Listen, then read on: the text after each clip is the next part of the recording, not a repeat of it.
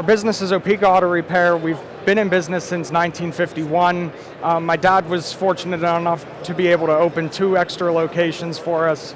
So now we're a 3-shop MSO. Evan and I are 3rd generation and really loving it.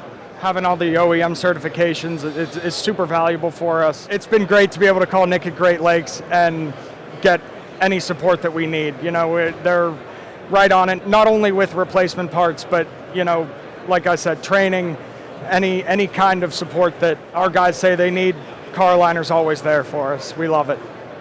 It's very, very valuable to have the measuring system that Car-O-Liner does have. I remember how easy it was for our guys to pick up when we first got it. The reports that you can print out showing, you know, how far off everything is, and, you know, that difference from pre and post repair is really special to be able to give our customers that, and especially our business. You need that transparency.